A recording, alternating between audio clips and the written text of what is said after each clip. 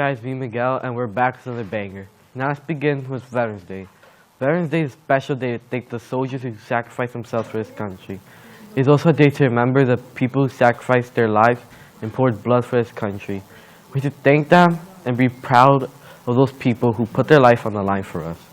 There will be a parade at New Bedford, Massachusetts on Friday, November 11th. The event will start at 10 a.m. The first time Veterans Day was celebrated occurred in Birmingham, Alabama in 1947. In fact, Veterans Day was originally named Armistice Day.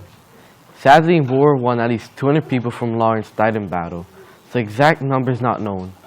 352 people from Lawrence died at World War II. We also don't know the exact number, but we hope it is actually less than 352 people. Well, now let's begin with something more lighthearted. Here are some fun facts about Veterans Day.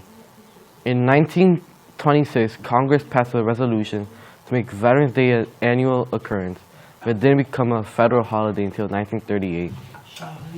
While Memorial Day honors Americans who died in the line of duty, Veterans Day remembers all Americans who served their country honorably, both living and deceased. Officially, Veterans Day is always November 11th, but holiday office closures may shift when Veterans Day lands on a weekend. If November 11th is a Sunday, business may observe the holiday the following day. If it lands on a Saturday, business might close on Friday instead. And this is why Veterans Day is so important. This is all for today. Later, Gator.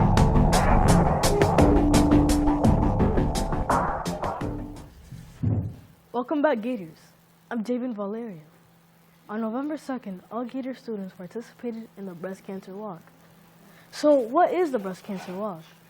Participants walk to and celebrate the honor of breast cancer survivors, thrivers, and caregivers, to educate the public about prevention and detection, to reduce the risk of the disease, raise funds to help breast cancer as we know it. Here we are going to show some clips about the Breast Cancer Walk.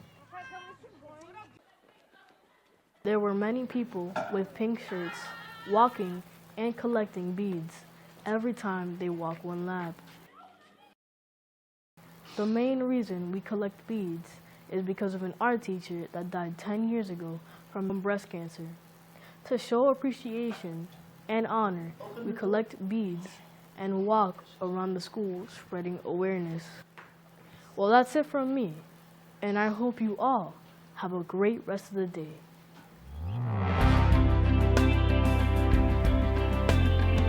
Hi guys, my name is Jarling and today I'm going to talk about Squash Busters. Squash Busters is an after-school program for high school and middle school students.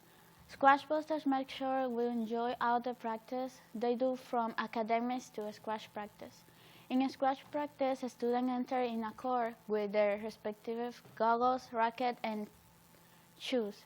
To play squash, there are many rules like exercises your body before you start playing, only your backhands and forehand servings. In academics, it's all different. The students enter in a classroom where they can do their homework and fun activities, like play games, and talk to your friends. For the 8th graders who do their high school admissions, the teacher helps them and they visit high school for the other grades. They do fun activities inside or outside of the classroom. In Squash Busters, they really like to take trips where we can have fun, like the finals in Pennsylvania or Carnaby Lake Park on Halloween, even community service in the city.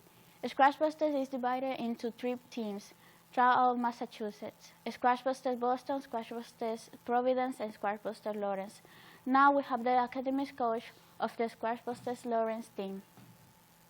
How many classes do you teach in academic? Oh boy, I have different students 4 days a week. So I have like 4 different group of students that all come from Arlington School that do academics with us at Squash Busters. What other things do you do in academics?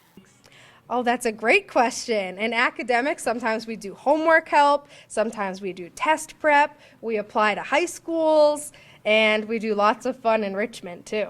That sounds fun.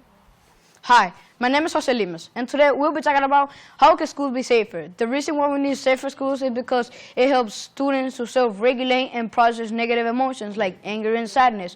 One way we can make schools safer is by adding metal detectors to buildings and more security cameras. Here are 8 safety rules. Safety rule number 1, know your name, family member phone number, and address. Safety rule number 2, do not eat anything given by a stranger, only by teachers if trusted. Safety rule number 3, do not climb by the fence. Safety rule number 4, don't walk off the yard alone. Safety rule number 5, playing or experimenting with fire is not allowed. Safety rule number 6, never go anywhere with a stranger when leaving the school at dismissal time. Safety rule number 7, if you get lost, stay where you are. Safety rule number 8, do not share address and phone details with anyone except emergency situations. Now, I'll be explaining every safety rule. For number 1, you should always know your name, just in case if you call the cops and they ask for your name. Also, you should know someone in your family phone number, so that way you can contact them. And you should always know your address, because if you get lost, you can also walk home, or if the cops ask where you live. For number 2, you should never get food or candy from a stranger, because there could be poison or drugs in the food offered. For number 3, we should never climb by the fence, because you can get hurt really badly and also in big trouble. You're not supposed to leave school unless someone in your family comes to pick you up. Also, school fencing is there to keep intruders on the outside and children safely on the inside. Now, for number 4, you should never walk off the yard alone, because if you go outside with no teachers or security guard, someone can jump the fence and kidnap you. For number 5, you should never play with fire, because kids who play with fire can end up burning themselves, hurting other people, and destroying important things like homes and woods. For number 6, never go anywhere with a stranger. If your mom does not pick you up and you have to go walking, don't walk with people that you don't know. For number 7, if you get lost and don't know where to go, just don't keep walking. If you don't keep walking, that way you know you won't get more lost. For number 8, only share private stuff with your family and emergency calls like 911. Never share private stuff with friends and others. This is Jose Limas. We'll see you next. See you, friends.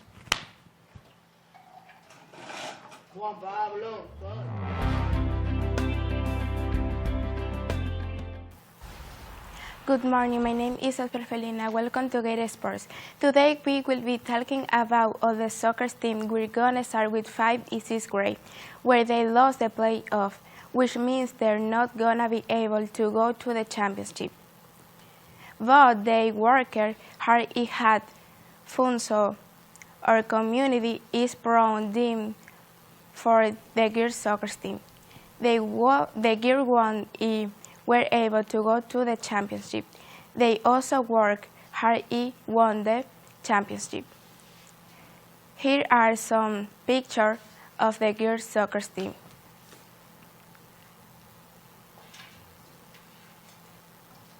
And for the boys soccer, they also won the playoffs, so they were able to go to the championship. We are so proud of the boys soccer team, and as a result, they won the championship. As we are all so proud of each soccer team moving of the age is 7th grade, won the playoffs, so they were able to go to the championship. As a result, they also won the championship. Here are some pictures of the football team. Last thing we're gonna be talking about is cross country. One of the age grades got first place, which Josué In the beginning, it was her pretty hard, because they were the other team was going pretty fast too. But then at the end, I felt like I really started running, because I just focused and then I just ran and then I just left them all behind and then got first place. What was your time? It was 7:43. Is that a really good time? Yes, that's my record. Amazing, man. Congratulations. Thank you. Interview from Josue Morales. Thank you for watching Gator Sports.